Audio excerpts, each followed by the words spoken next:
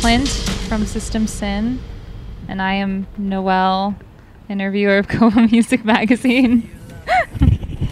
Hi, Noelle. Hi.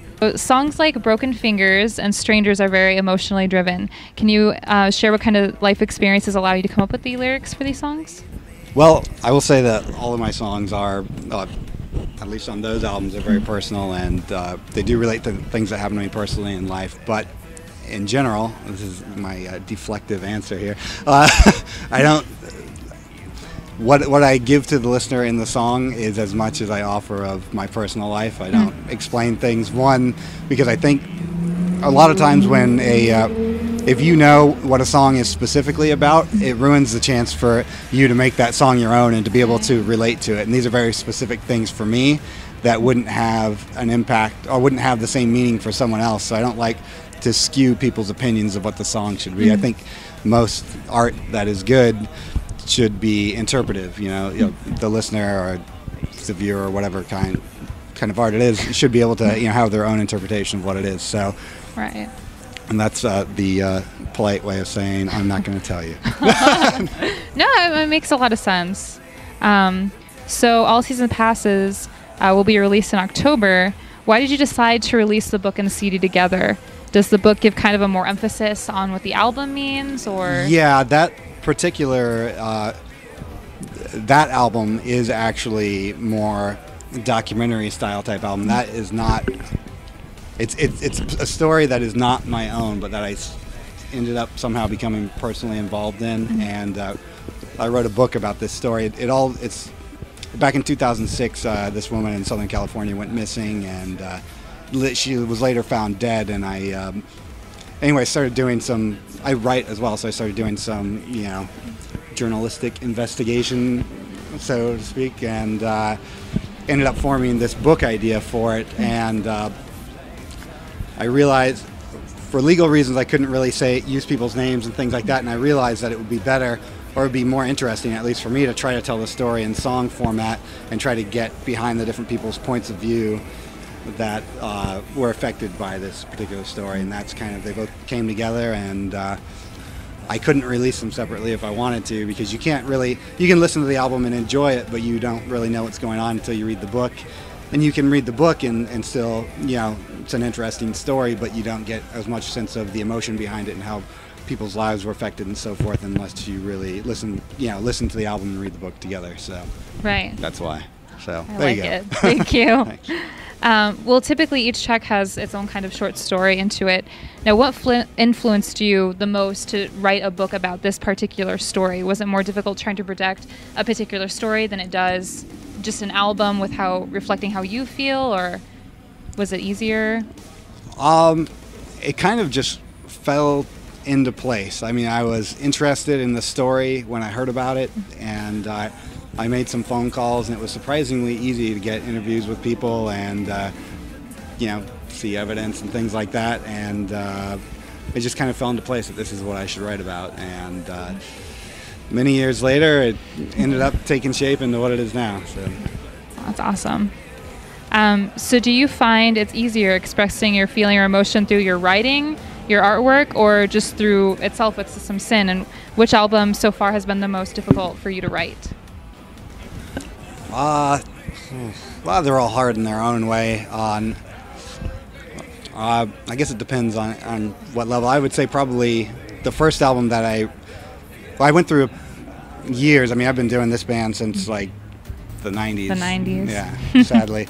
So I self-released a bunch of albums on my own, and then at some point in time, I met Ted Phelps from Imperative Reaction, and he agreed to produce an album for me. And at that point, I said, okay, well, this is going to be it. I'm either getting signed with this album, or I need to find a new line of work. So at that point, that was probably the most difficult for me, because I had to learn to work with someone else to begin with, and Ted was great and produced what I think is a pretty damn good album, and it got me signed at least. So, but that was probably one of the more difficult albums to deal with, is just getting into the swing of things with working with someone and opening up to someone enough to let them work on my getting used to the too. transition.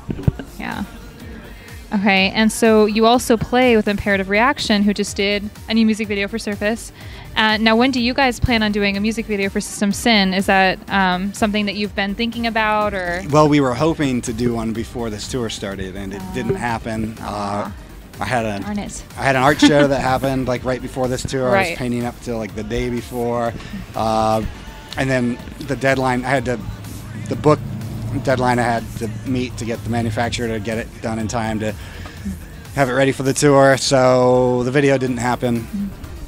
Hopefully it'll happen when we get back from this tour. So because the album is very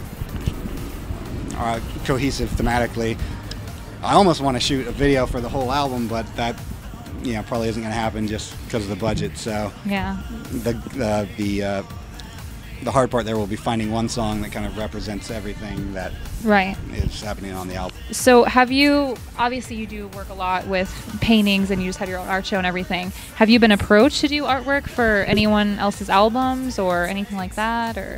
Yeah, I've done some random things like some local bands in LA and things like that. I haven't done any big bands other than, my own stuff, which isn't really a big band. But yeah, no, I mean, I'm always open to do stuff. I do some film work with my art and things like that. Oh, that's really awesome. Thanks. Yeah. I just did the end of last year and the beginning of this year, I was working on the new Cameron Crowe movie. Oh, really? Yeah, and in that movie, there's an actor, Colin Ford, who Matt Damon is his dad in the movie, and Colin Ford is an artist, and so I do all of his art that'll be on film, and so that's gonna be awesome. That's coming out around Christmas time, so that's gonna be really We Cool. Bought a Zoo.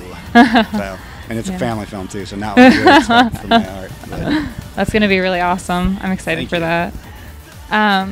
So what inspired you? Just had your art show, the Congregation at the Congregation Art Gallery. So what inspired you to do a lot of the artwork for that particular art show?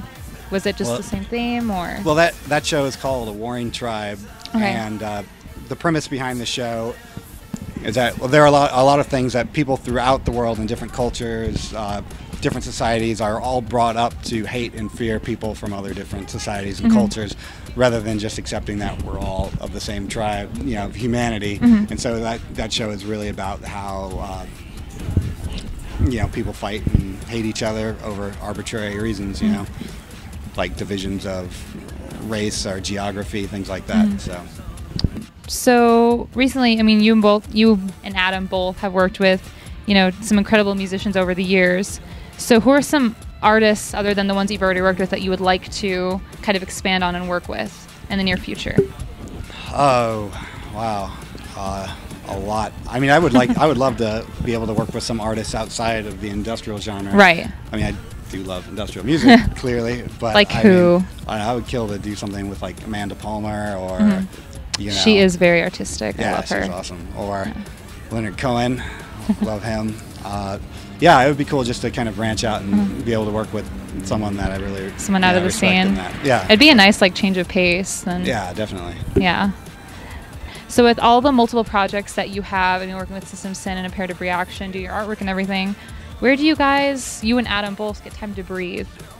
Oh, we don't breathe. You don't breathe. Yeah. And spending time with family, how do you guys fit that into your just normal day schedule? I just make time to spend with my wife every day. When my wife still has the day job, so she deals with it. Yeah, no. But when she gets home from work, I just make sure I spend time with her every day, and then when she goes to sleep, I get back to work. Fuck sleep. 24 hours a day, 7 days a week. Yeah.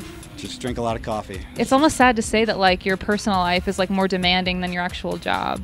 You're oh, I want to do this, but then I want to paint too, and I want to write, and I mean, that is I'm fortunate enough to have what I want to do be my job. Right, so, exactly. It's nice. So. Yeah. Well, that's all that we have. All right. Well, thank you for interviewing with us. It was nice to get kind of a better perspective on, just Clint and what he does. Well, thanks for the interview. Is there anything else you want to say to the listeners? New album, All Seasons Past, comes out October 11th on Metropolis Records. Excited. And then I'd also just like to throw in a plug for the new Imperative Reaction album. So excited. Which is called Imperative Reaction. And the new God Module album called Seance, both of which came out 2 weeks ago. So awesome.